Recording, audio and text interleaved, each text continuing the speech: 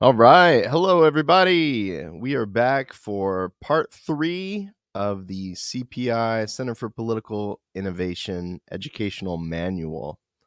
So let me get everything set up here. And if you check in the comments, pinned in the comments will be the beginning of the book. So you can skip the setup process. I am going to get the book up on the screen here. There we go. Let's make it full screen. Hopefully that will stay like that. And then I am going to hit record on the GarageBand so we can create a high quality version of this when we're all done. And we will start right here at 1.2.3, Susan Sontag's new definition of fascism. So let's hit record and go. 1.2.3 Susan Sontag's new definition of fascism.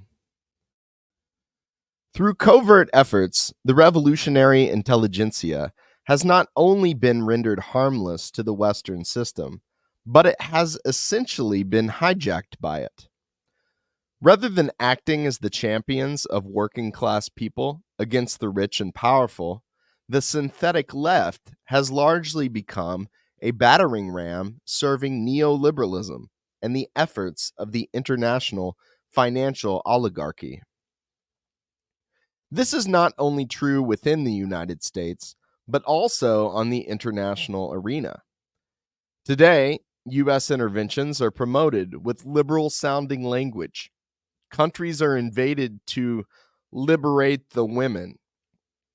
Sanctions are imposed on countries out of supposed concern for the rights of the LGBTQ community.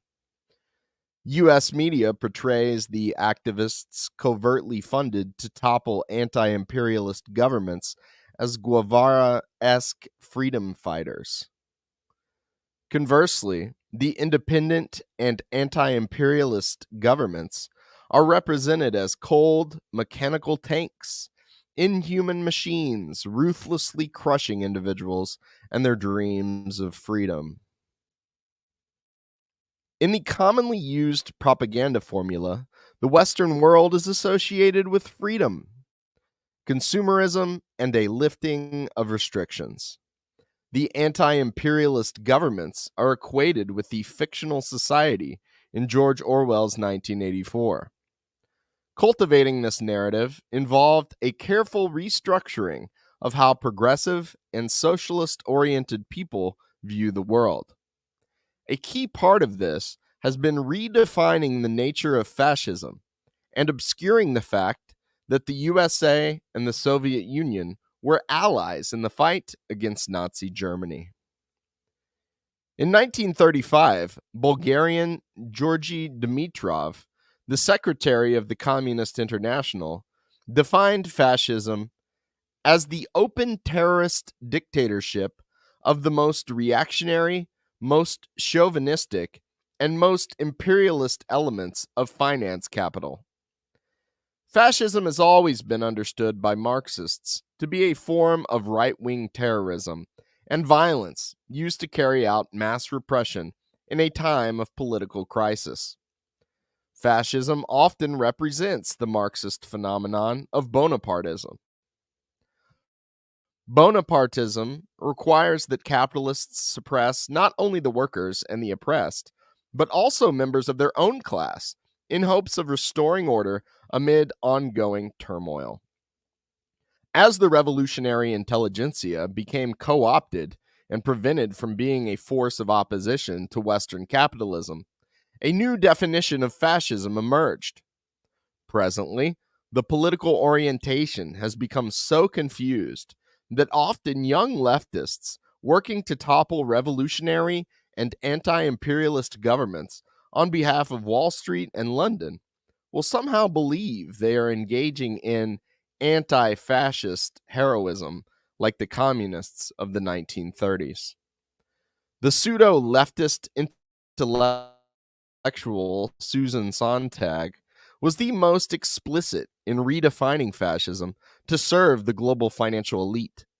Sontag, who was first published in the CIA-funded Partisan Review magazine, famously proclaimed in 1982, "Communism is fascism, successful fascism, if you will. Communism is in itself a variant, the most successful variant of fascism." She made these statements at a rally in support of the Solidarity movement in Poland, in which Roman Catholic dock workers helped to topple the Marxist-Leninist government.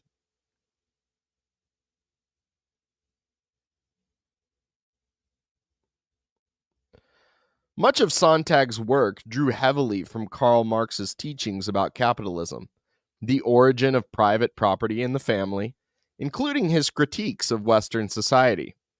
Ultimately, she rejected all aspects of Marxism other than these. To Sontag, the only acceptable, non-fascist application of Marxism is as a mechanism for deconstruction. She is celebrated widely among postmodern leftists and liberals. Sontag's analysis is presented in essays like her piece, Fascinating Fascism, published in 1975 in the New York Review of Books. In her analysis, fascism is essentially anything that seeks to construct, build, and unify. In her famous essay examining Nazi collaborator Leni Riefenstahl's photographic exhibit of African tribes, she defines the photographs as fascist for the following reasons. It is generally thought that National Socialism stands only for brutishness and terror, but this is not true. National Socialism, more broadly, fascism, also stands for an ideal, or rather ideals, that are persistent today under the other banners. Ideal of life as art, the cult of beauty, the fetishism of courage, the disillusion of alienation in the ecstatic feelings of community, the family of man. Although the Nuba are black, not Aryan, Riefenstahl's portrait of them evokes some of the larger themes of Nazi ideology. The contact between the clean and the impure, the incorruptible and the defiled, the physical and the mental, the joyful and the critical.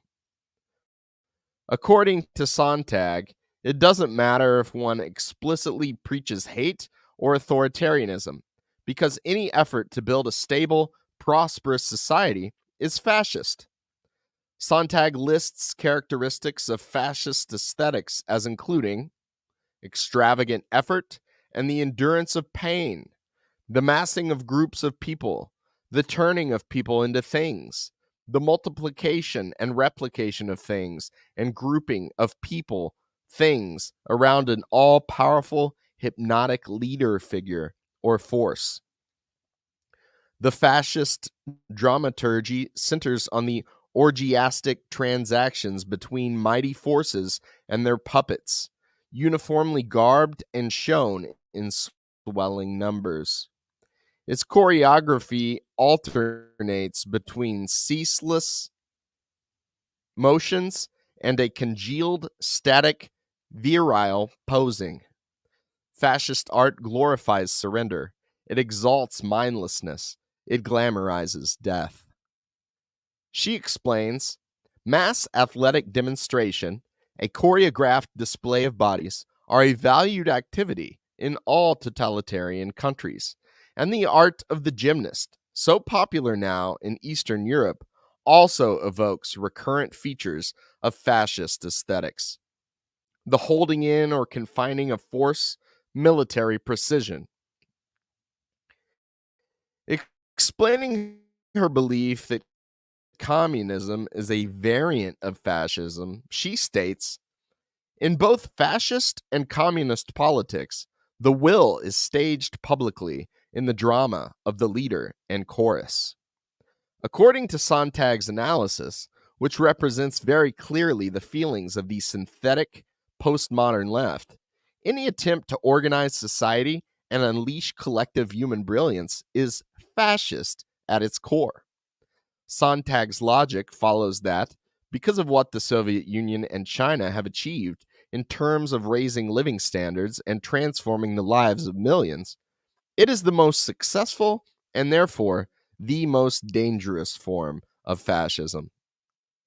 In Sontag's view, Marxism-Leninism is the equivalent of fascism because communists, like fascists, believe in right and wrong. Communists, like fascists, are motivated to support the cause of right in politics and encourage extravagant effort from their adherents, fetishizing courage. Communists, like fascists, form political parties and mass movements dedicated to their ideas. Communists, like fascists, seek to create ecstatic feelings of community and achieve the dissolution of alienation. Communists, like fascists, seek to create a family of man and a breaking away from the central thesis of Western liberalism, that individualism must prevail above all else.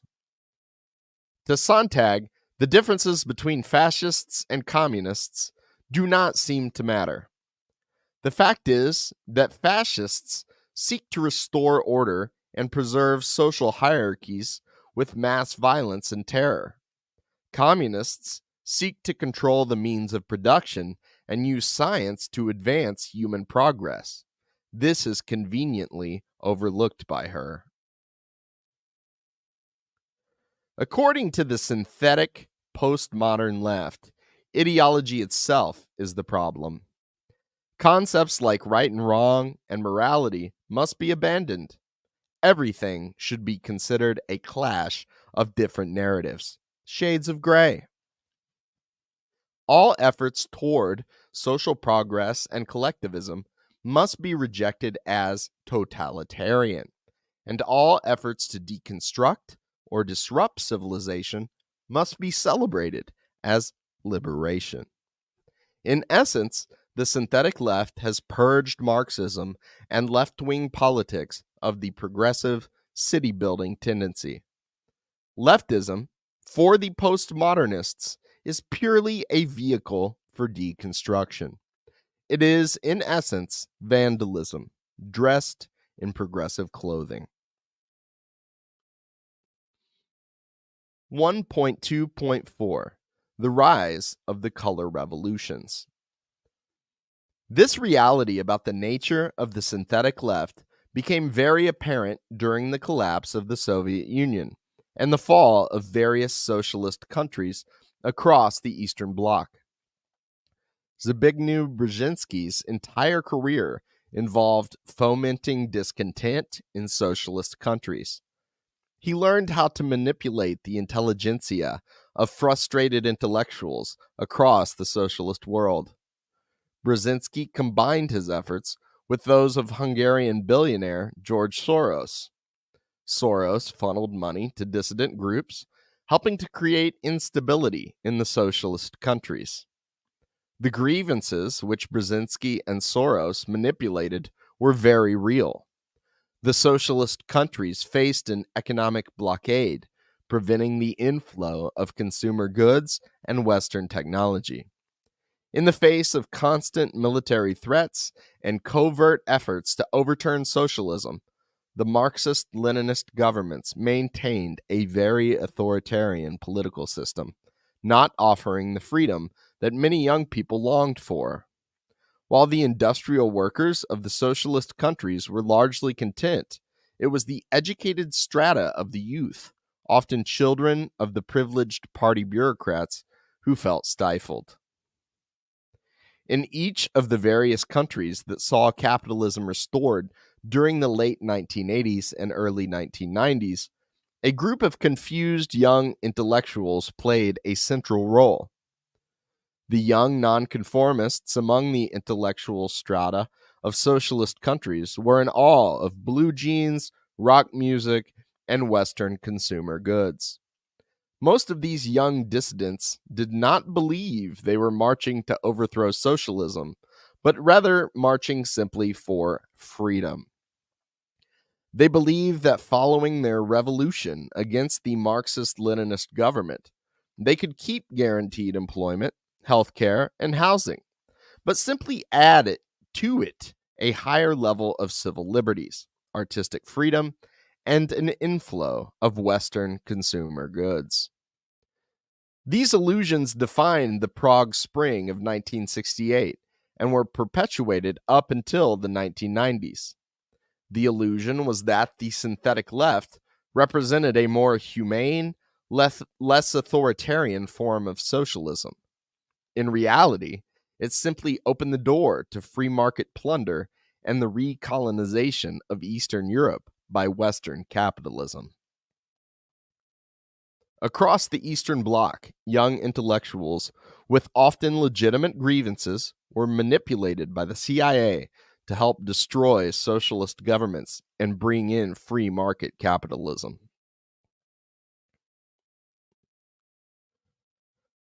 The formula was replicated across the communist bloc. Young intellectuals mobilized to protest around vague demands for freedom. Sections of the police force and military would express sympathy with them. Western media would play up the idea that the tyrannical regime was on the verge of massacring the peaceful demonstrators. Amid the chaos and panic, a pro-US faction of the military would seize power. The new regime, with the blessing of Washington, would then proceed to dismantle the economic system, sell off state assets, and reduce the population to extreme poverty. The vote to preserve the Soviet Union was overwhelming. The peoples of the smaller republics, which the US media often described as colonies that were longing for independence, voted to preserve the USSR at even higher rates than the Russians did. The popular vote was ignored by the pro-Western faction that seized power, and the Soviet Union was dissolved. In Russia, the first election following the fall of the Soviet Union resulted in mass victories for the Communist Party. Boris Yeltsin then used his emergency powers to dissolve the legislature, which he accused of being a red-brown alliance. When the communist deputies refused to leave their posts, Yeltsin sent the military to crush them. What followed was a bloody episode of street fighting in which 187 people were killed and 437 others were wounded. This model of staging color revolutions to overthrow socialist and anti-imperialist governments continues up to this day. The Arab Spring of 2011 was cheered on by social media and American TV networks in language that sounded almost Trotsky-esque. Anne-Marie Slaughter, Samantha Power, and various figures within Hillary Clinton's State Department spoke of a global strategy of toppling independent governments and socialist states as if it was a leftist political cause. The Silicon Valley elites and social media monopolists joined the operation. An essay by Anne-Marie Slaughter for Foreign Affairs, the publication of the Council on Foreign Relations, proclaims, "The people must come first. When they do not, sooner or later, they will overthrow their governments."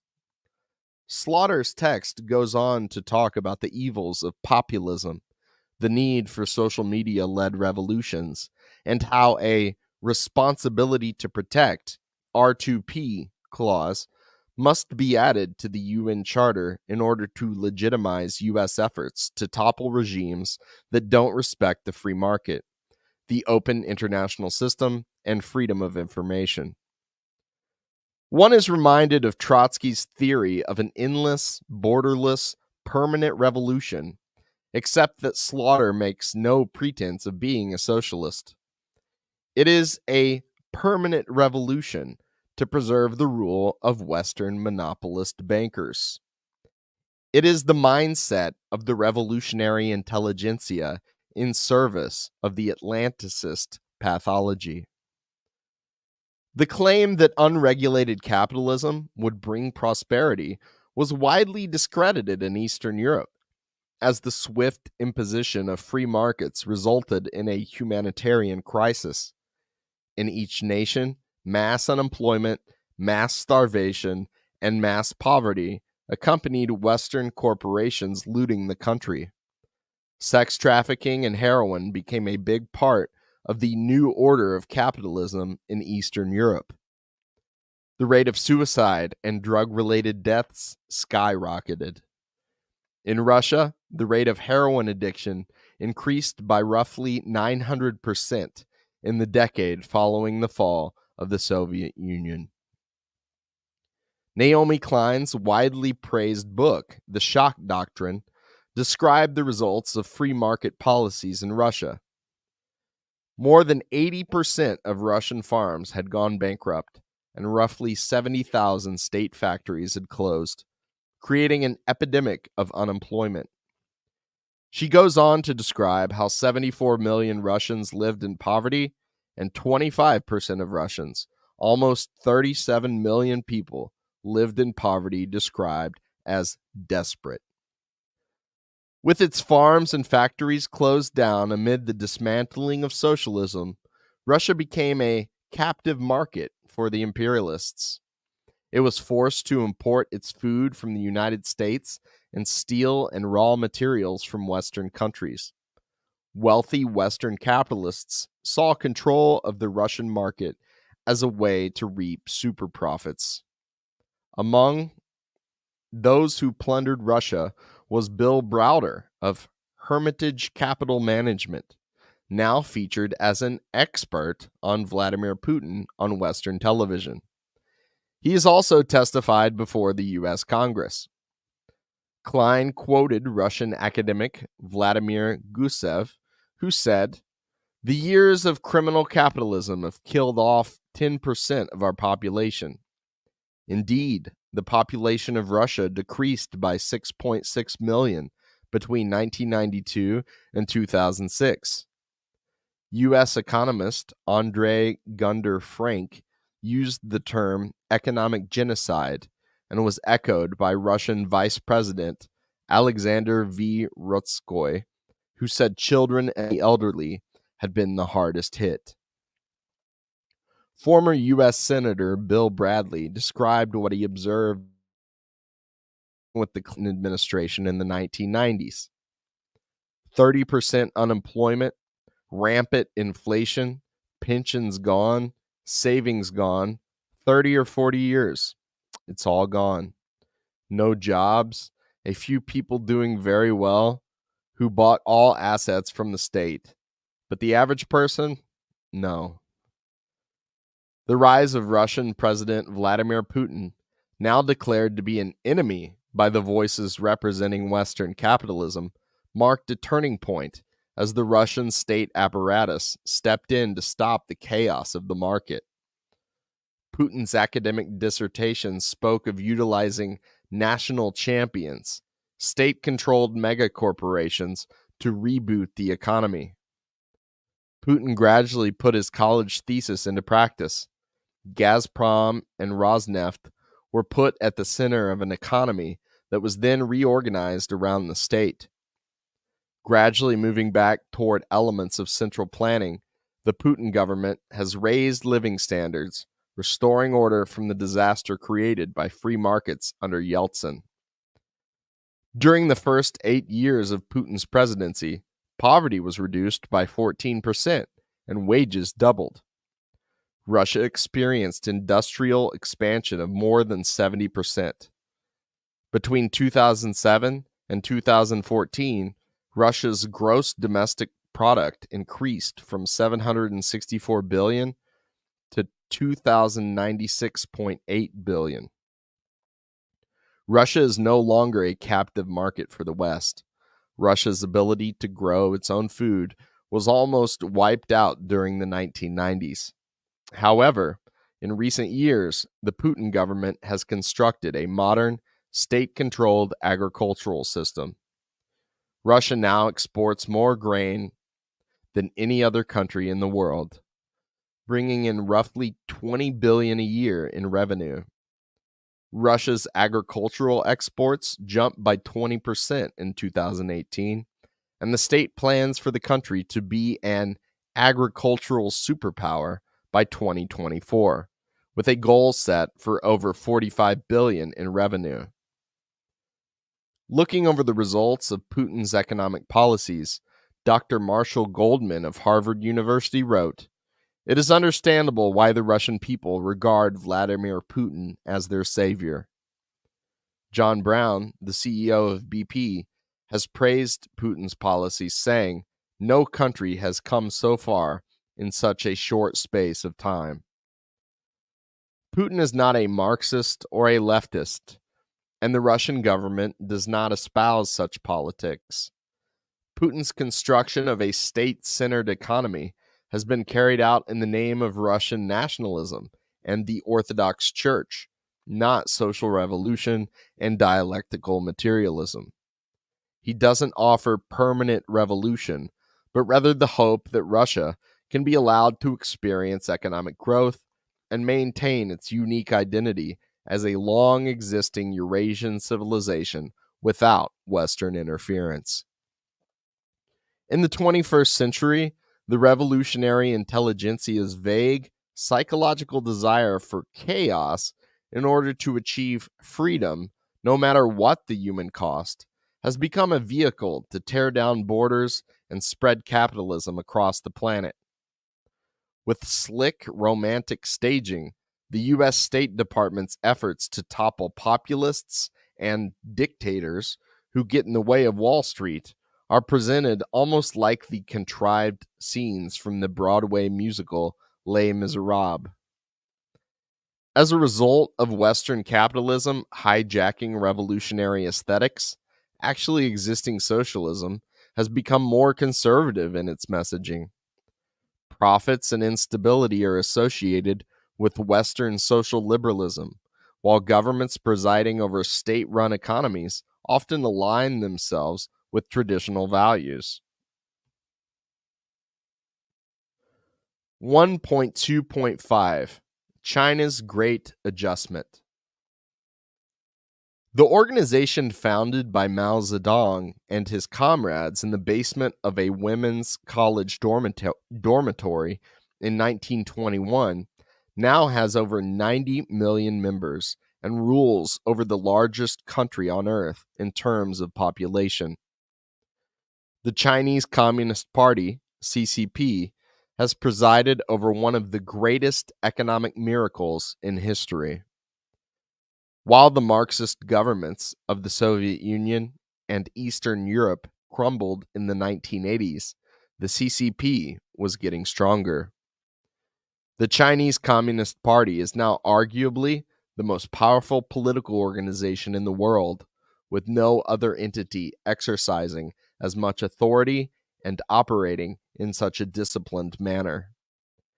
The Chinese Communist Party came to power in 1949 and achieved solid economic achievements for the population in its first years.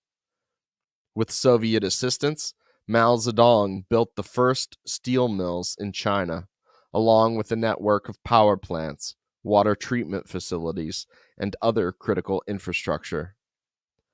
While completing a stage of development which Mao referred to as New Democracy, the CCP mobilized the population to wipe out opium addiction, prostitution, venereal disease, and other social ills. Women were granted the right to vote and the right to divorce, and allowed to become part of the political process. Land was redistributed to peasants. Eventually, the peasants combined their independent tracts of land into communes and collective farms. University education greatly expanded, and illiteracy was wiped out. As Deng Xiaoping explained, in 8 years, between 1949 and 1957, we had completed the socialist transformation of agriculture, handicrafts, and capitalist industry and commerce, and thus entered the state of socialism. However, the Soviet Union cut its ties with China's leadership in 1961, withdrawing all of its economic assistance. Only Albania fully sided with China against the Soviet leaders.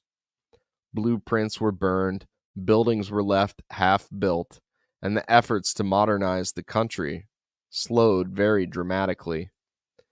In response to the Soviet Union's betrayal, the Chinese Communist Party launched a campaign against revisionism and rightism. These efforts to be more revolutionary than the Soviet Union resulted in the rise of deeply problematic elements from within the Communist Party. The rhetoric of these figures paralleled the synthetic left in Western countries. While their language seemed to be infused with communist ideology, they were largely unconcerned with raising living standards and fixated on punishing and purging people. Mao Zedong, leader of the Chinese Communist Party, met with beloved African American scholar W.E.B. Du Bois in 1959.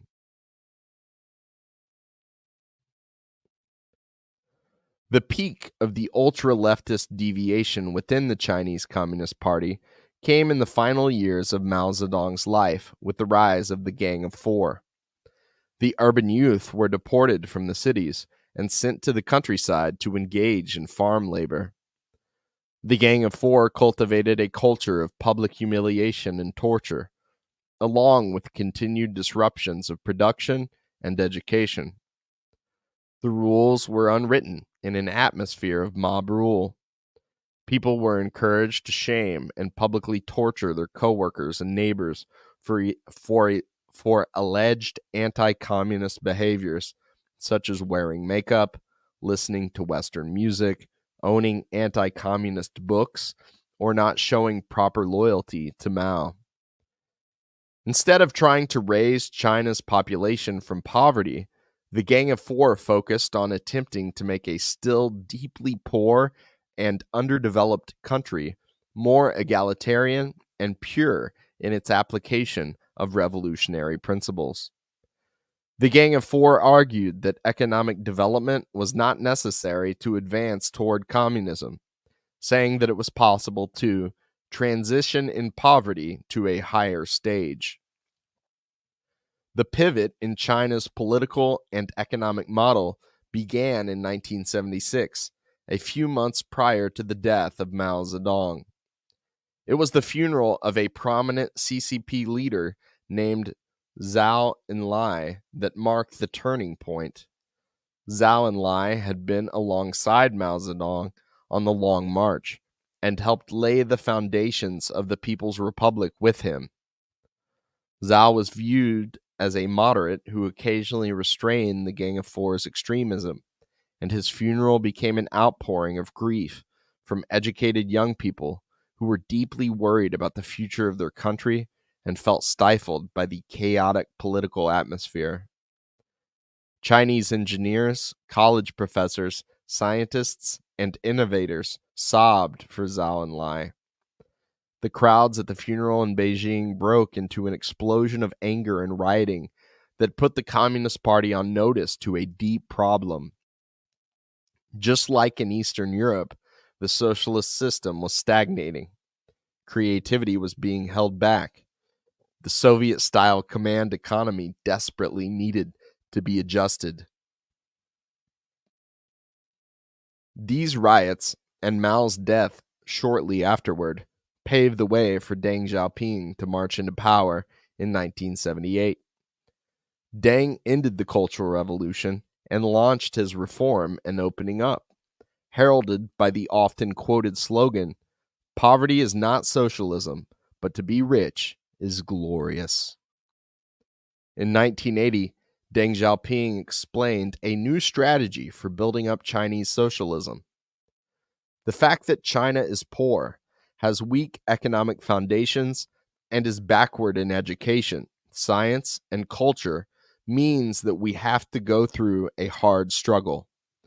We want to make use of foreign funds and technology and to actively expand our foreign trade, but we must rely primarily on our own efforts.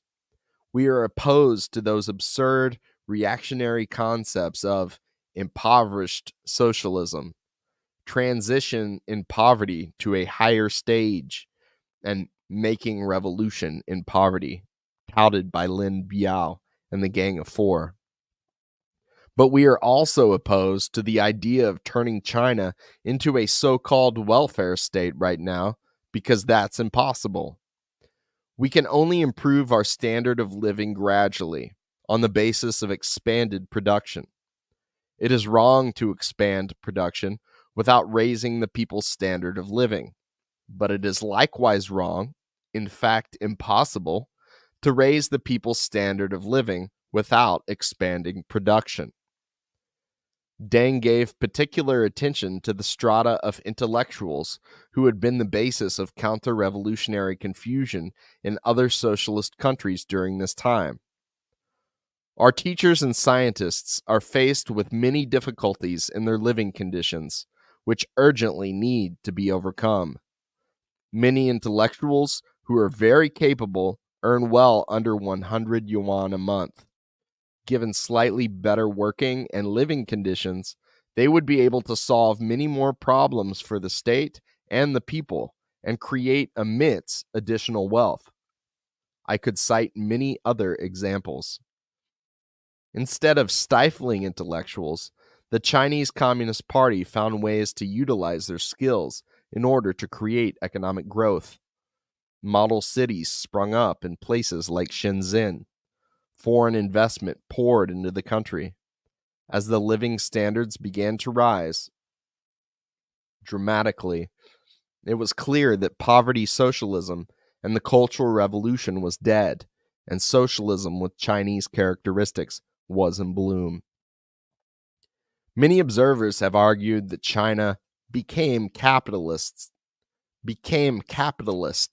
following Deng Xiaoping's 1978 reform and opening up. However, this is not the case. Engels described the nature of capitalism, writing, "Under capitalism, the means of production only function as preliminary transformation into capital." Mao Zedong, the founder of the Chinese Communist Party, defined capitalism as a system of profits in command. Capitalism is a system in which the major centers of economic power function in order to make profits for those who own them. Socialism, on the other hand, is a system of rationally organized production. Friedrich Engels explained the nature of socialism this way: the proletariat seizes the public power, and by means of this transforms the socialized means of production, slipping from the hands of the bourgeoisie into public property. By this act, the proletariat frees the means of production from the character of capital they have thus far borne, and gives their socialized character complete freedom to work itself out. Socialized production upon a predetermined plan becomes henceforth possible. To be clear, socialism is not synonymous merely with state ownership. State ownership exists to some degree or other in every capitalist economy. In the Kingdom of Saudi Arabia, state ownership is very prevalent. However, the state-run oil company in Saudi Arabia simply generates revenue for the royal family. The Saudi government simply plays the role of facilitating oil production, carried out in order to make profits for the royal family. In the aftermath of the Second World War, many major industries were nationalized in Britain so they could be rebuilt with public funds. However, the state-owned postal service, railways, power plants, and coal mines of post-war Britain existed simply to facilitate capitalist enterprises and their ability to make profits. The means of production still operated on the basis of preliminary transformation into capital, despite large-scale state involvement. The nature of socialism is defined by socialized production upon a predetermined plan. Under socialism, rational planning allows production to take place according to the interests of society overall. Deng Xiaoping was very clear that the socialist nature of China's economy would not change, despite the introduction of foreign investment and private enterprise. He explained, "At present, some people, especially young people, are skeptical about the socialist system, alleging that socialism is not as good as capitalism. Such ideas must be firmly corrected. The socialist system is one thing, and the specific way of building socialism another." Counting from the October Revolution of 1917, the Soviet Union has been engaged in building socialism for 63 years, but it is still in no position to boast about how to do it. It is true that we don't have enough experience either, and perhaps it is only now that we have begun in earnest to search for a better road. Nevertheless, the superiority of the socialist system has already been proved, even though it still needs to be displayed in more, better, and more convincing ways.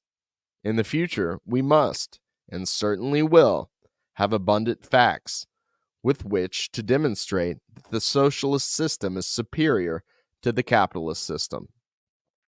This superiority should manifest itself in many ways, but first and foremost, it must be revealed in the rate of economic growth and in economic efficiency. Otherwise, there will be no point in our trying to blow our own horn. And to achieve a high rate of growth and high efficiency, it is essential to carry out our political line consistently and unfalteringly. Despite market reforms, the Chinese economy remains state-controlled. The party continues to lay out 5-year economic plans. Major industries remain under public control. The government controls the banking sector and dictates the lending of money. Private companies receive instructions from the government and are not free to produce and operate simply according to the dictates of the market. A great example of the non-capitalist nature of the Chinese economy is the results of the stock market crash on July 8th and 9th of 2015. During these events, the Chinese stock market dropped by roughly 30%. Over 1,400 companies filed for a trading halt. The result of a similar drop on the New York Stock Exchange would be catastrophic. Food would stop being delivered. Society would come to a screeching halt. A 30% drop on the U.S. stock market would most likely result in riots in the streets, as 55% of the U.S. public is directly tied in to Wall Street. Nothing even close to this happened in China. China's stock market is not the center of the economy. The bulk of China's economic activity is centered around the government and its apparatus of state-owned banks and industries. The stock market functions simply as a kind of elite gambling casino for millionaires and billionaires, and a mechanism for bringing in foreign capital. Less than 6% of the Chinese population is in any way tied to the stock market. The overwhelming majority of Chinese people and the Chinese economy is fully insulated from market turbulence. In 2015, after the Shanghai stock market crashed on July 8th and 9th, the government swept in with anti-selling measures to prevent a panic on the market. The Communist Party announced that anyone caught short selling would be arrested. All major shareholders were barred from selling stock for 6 months. The state-owned enterprises followed government direction and were carefully managed in their activities. As a result of the Communist Party stepping in and taking control, the Chinese stock market was soon speeding ahead with numbers rising. This occurred just a week after a collapse that Western media declared as the long-predicted doomsday of the Chinese economy. The market exists simply to enhance the state's ability to expand the economy because the state is in control. The boom-bust cycle described by Marx in his analysis of capitalism is not a threat to China's growth. In China, the Communist Party is in command. Profits are not in command. Explaining the nature of the Communist Party's achievements, Deng wrote, China always used to be described as a heap of loose sand, but when our party came to power and rallied the whole country around it, the disunity resulting from the partitioning of the country by various forces was brought to an end. So long as the party exercises correct leadership, it can rally not only its whole membership, but also the whole nation to accomplish any mighty undertaking. The result of Deng Xiaoping's adjustment of the socialist system has been to raise 700 million people from poverty. It has also been the creation of state-controlled megacorporations like Huawei Technologies, now the largest telecommunications manufacturer in the world. China also has the largest hydroelectrical power plant on Earth, the Three Gorges Dam. The China Railways Corporation is now creating the fastest trains in the world, exporting and constructing high-speed railways across the world. The Chinese Communist Party has constructed the largest hydroelectrical power plant in the world, the Three Gorges Dam. In 2018, every day a new Chinese millionaire was created. China even has many billionaires, but the billionaires do not rule. Every inch of the country is controlled by the Chinese Communist Party, and even some of the richest people have received the death penalty if they stand in its way. Poverty alleviation, scientific breakthroughs, and technological achievements have defined China in recent decades. Despite its dramatic economic successes, problems of corruption and violations of human rights continued to plague the country. The rise of Xi Jinping has marked a significant effort by the party to end bribery and enforce its regulations. When visiting the United States in September of 2015, President Xi Jinping explained that his widely maligned anti-corruption crackdown was necessary for China's growth. He joked that it was nothing like the popular Netflix TV program House of Cards. Speaking to an audience in Seattle on September 22nd, he explained, China will continue fighting corruption. As I once said, one has to be very strong if he wants to strike the iron. The blacksmith referred to here is the Chinese Communist Party. The fundamental aim of the party is to serve the people's heart and soul. The party now has over 87 million members, and unavoidably, it has problems of one kind or another.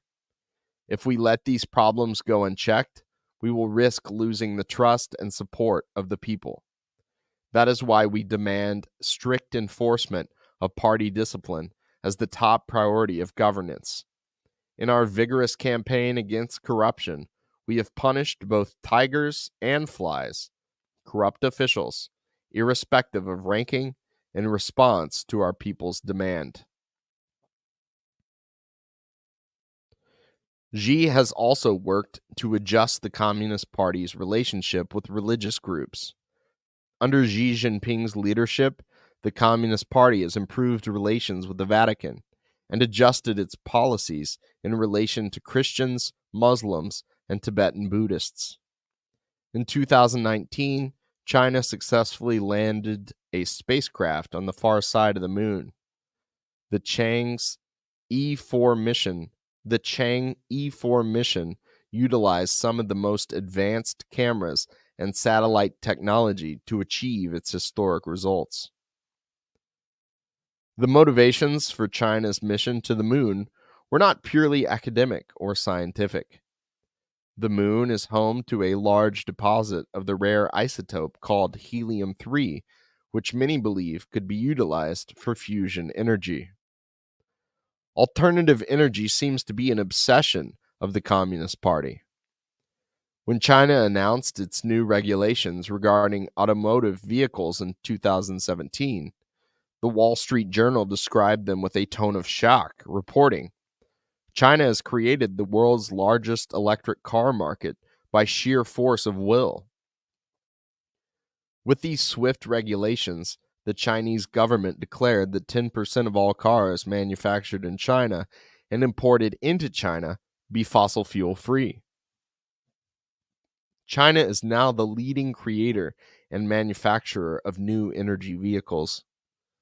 Sandra Retzer of the German Agency for International Cooperation was quoted as saying that when it comes to electric cars, China is the only one in the race. It's all Chinese manufacturers.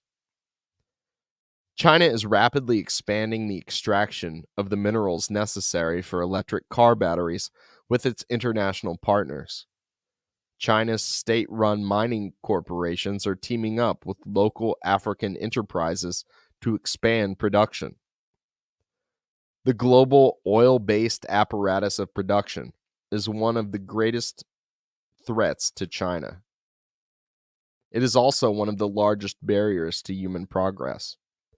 The global oil market is dominated by Chevron, BP, Shell, and ExxonMobil, the four British and American supermajor corporations that operate on the New York and London stock exchanges.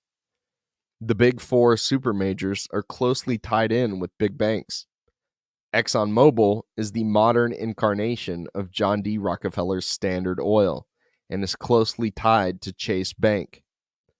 British Petroleum, BP, is closely tied to HSBC, the British House of Finance, first established for the purpose of dominating the Chinese market, largely with opium imports. The autocratic kingdoms of Saudi Arabia, Kuwait, and the United Arab Emirates have long functioned as vassals for the Western oil bankers, as has the corrupt U.S.-backed government of oil-rich Nigeria. Aside from a few OPEC outliers like Russia, Venezuela, and Iran, the Western bankers of London and New York have cornered the international oil market. Along with the French oil corporation Total, the big four U.S.-British oil monopolies control roughly 88% of the global oil market. As long as crude oil remains the primary fuel driving the global means of production and transportation, Wall Street and London will rule the world. As a country rising up from poverty and consuming more resources than ever before, China depends on a huge amount of oil imports in order to maintain its state-controlled manufacturing apparatus. While some oil comes to China via pipelines from Russia, the majority of China's oil imports come via oil tankers in the South China Sea. The supposed escalation in the South China Sea is simply a matter of China working to secure its oil imports amid an increased U.S. military presence. China is also in the process of creating an intercontinental canal in Nicaragua. The hope is to reduce the maritime dominance exercised by the USA via control of the Panama Canal.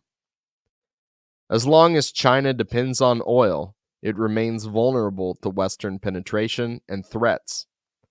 As a result of this unique position, China is necessarily and universally recognized as the primary promoter of alternative energy and renewable resources. In 2015, 24% of China's electricity was generated by wind power. China is also the world's largest manufacturer of solar panels. China's most crucial foreign policy is its creation of the Asian Infrastructure Investment Bank, which carries out the projects of the Belt and Road Initiative. With Chinese assistance, countries across Africa, Central Asia, South America, and elsewhere have been able to build vital infrastructure like power plants, schools, railways, airports, water treatment facilities, and highways. This has resulted in a situation where the domestic economies of these long impoverished countries have been able to expand, with new trade access. China's economic policies strongly differ from the neoliberalism of the IMF and the World Bank. While the Bretton Woods institutions push countries to strip down the government budget and reduce the role of the government, China is doing the opposite. China inflates the role of the state in developing countries, enabling them to more effectively stimulate domestic businesses. As developing countries become wealthier, China becomes wealthier at the same time. The model is referred to as win-win cooperation. Prior to the rise of Atlanticist pathology and imperialism, various industrial capitalist economies in the United States and Europe, such as Alexander Hamilton, Henry Clay, and Friedrich List, proposed similar models for global trade. There should be no doubt that the Chinese Communist Party is guided in all things by Marxism-Leninism, Mao Zedong thought, Deng Xiaoping theory, and Xi Jinping thought, which has recently been added to the party's constitution. The October-December 2018 issue of the Communist Party's theoretical journal, Qishi, made the following declaration.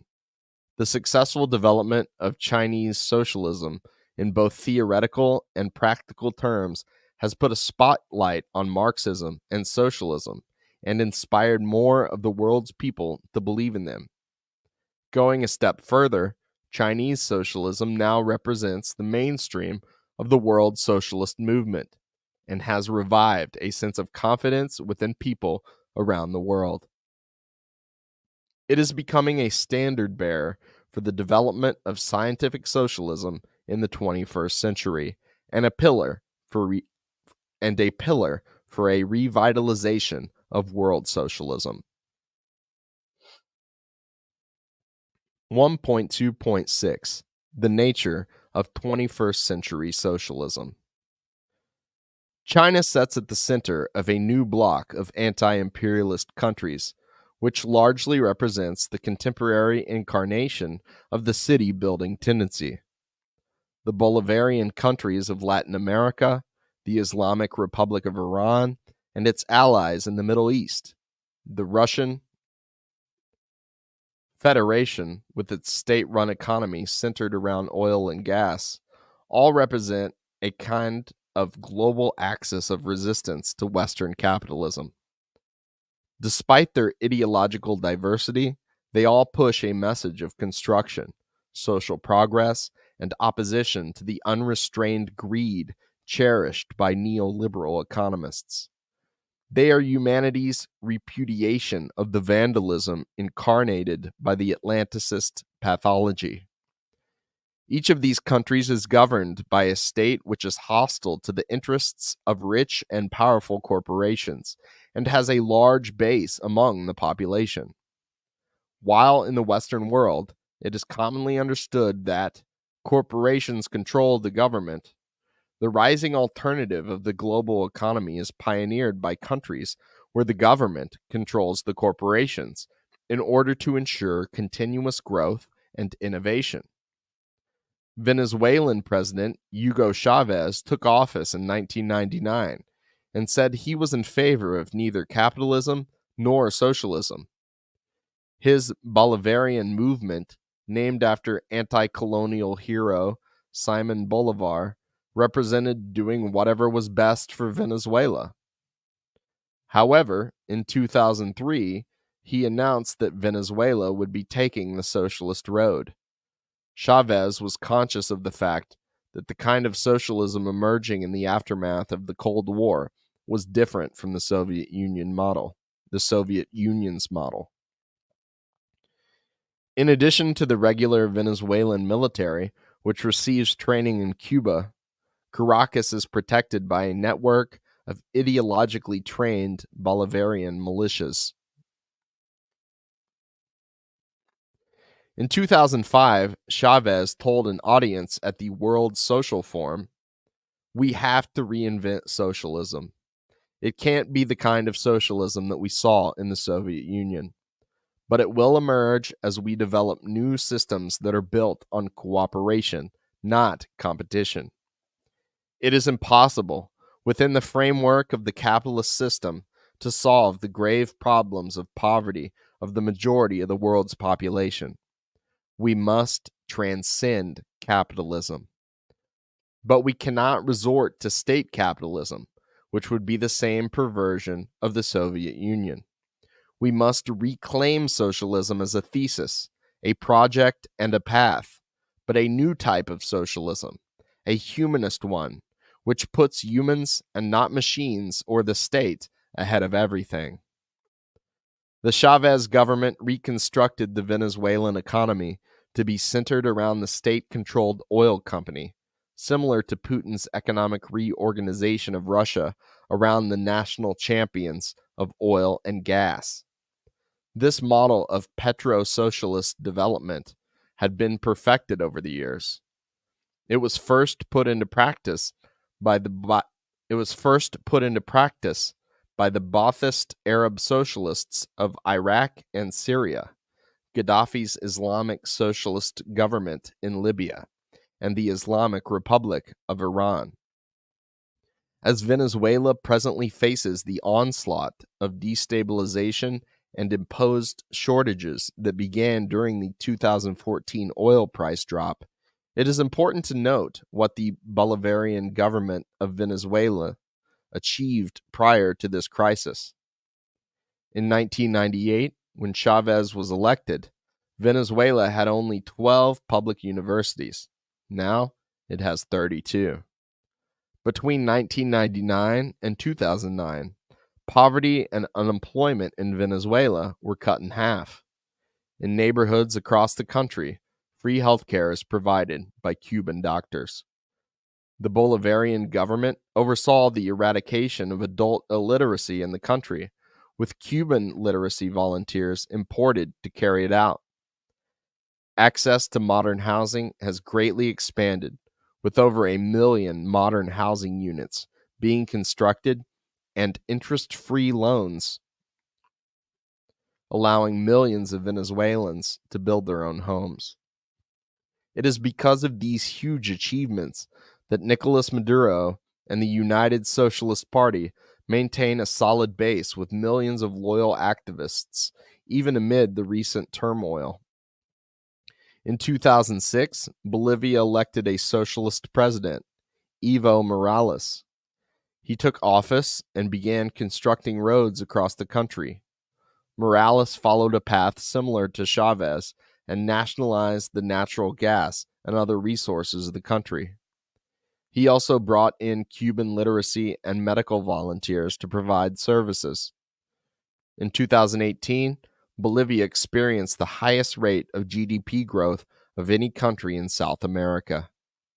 As the state-directed economy plowed forward, Chinese investment aided the process of expansion. 2006 was also the year that the Sandinistas, Marxist Christians, who led the Nicaraguan 1979 revolution, were re-elected to run the government. Their construction projects and social programs resulted in poverty being reduced in Nicaragua by 30% from 2005 to 2014. Between 2007 and 2016, the GDP of Nicaragua has risen by 36%, according to the Wall Street Journal. The Sandinista government created a network of citizen power councils to enforce the goals of the revolution on a neighborhood level. One of the most successful programs of Ortega's socialist government has been lending money to impoverished people in order to become micro-entrepreneurs and to form cooperatives. The World Happiness Index of the United Nations rated Nicaragua with the highest increase of happiness of any country in the world in 2016. The wave of new happiness was generated due to the flourishing economic opportunities many Nicaraguans were seeing due to socialist central planning. The various incarnations of 21st century socialism, be they Chinese, Bolivarian, Islamic, or Ba'athist, serve as the primary source of optimism in the world. The global bloc, centered around the two Eurasian superpowers, preaches an ideology of construction and hope. However, 21st century socialism very much reeks of the things that the synthetic left has labeled fascist. When reviewing Susan Sontag's words, this becomes very obvious. In providing services for the most impoverished and mobilizing the entire country in a joint effort to improve conditions, the new socialism is most certainly working to build a family of man. Young people in the socialist countries join the young pioneers and other groups that wear uniforms and are told they are part of the effort to build a better country. Uniformly garbed and shown in swelling numbers, the massing of groups of people, the leaders like Xi Jinping, Nicolas Maduro, Vladimir Putin, and Ali Syed Khamenei, are seen as father-like figures, directing the country in its efforts for national rejuvenation. All-powerful hypnotic leader figure or force, orgiastic transactions between mighty forces and their puppets. The will is staged publicly in the drama of the leader and chorus. In China, as Xi Jinping re-emphasizes the Marxist ideology and communist aesthetics, increasingly elderly Chinese people have gathered to exercise together in public squares. Students also conduct joint exercises in front of their schools. Russia has Nashi summer camps for its high-achieving youth, where they are taught to use their skills for the good of the nation. In Bolivarian countries, young people assemble in public parks for free martial arts classes provided by the socialist government. Mass athletic demonstration, a choreographed display of bodies. In China, Iran, Venezuela, Bolivia, and Russia, a spirit of selflessness is promoted.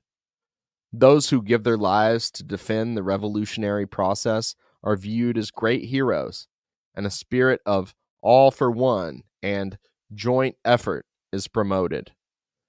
The fetishism of courage, the disillusion of alienation, and the ecstatic feelings of community.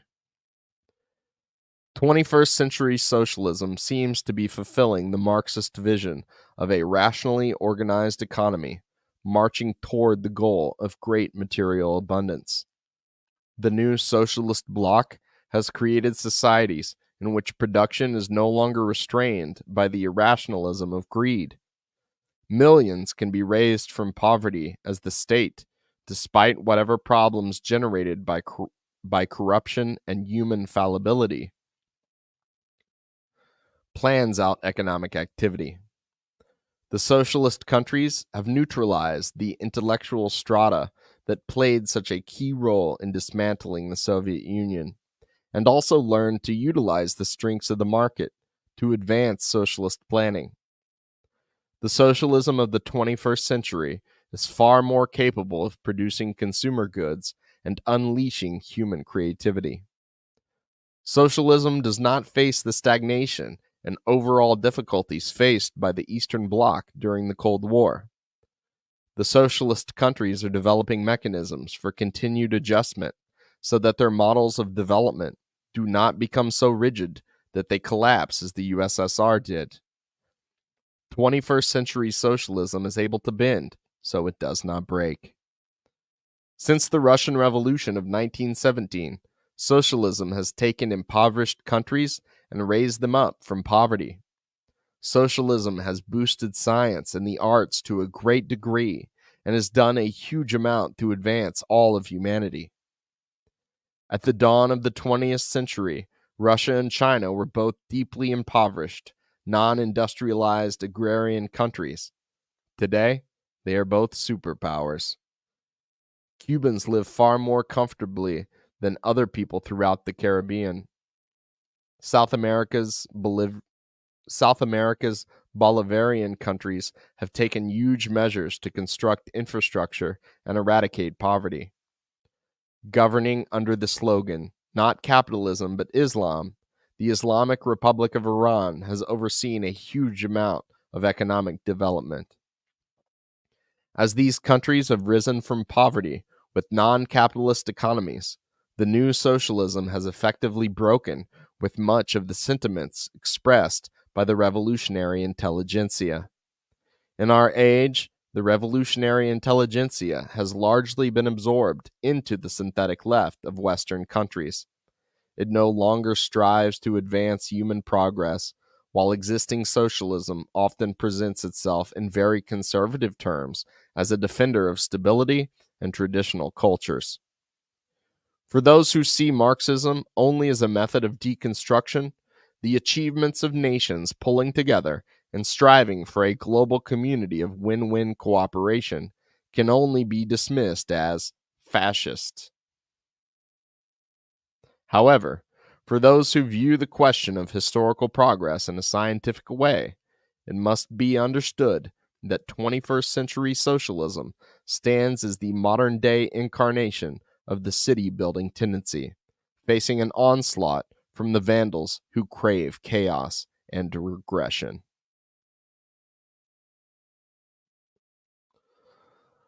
Okay, we made it. We'll start there tomorrow at 1.2.7, the pending Götterdämmerung.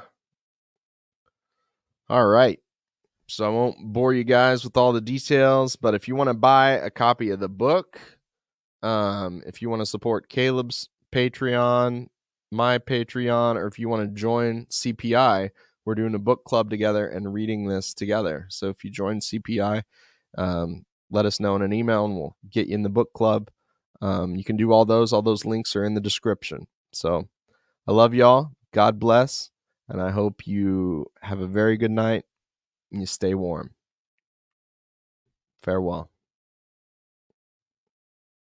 We'll see you next week with part 4.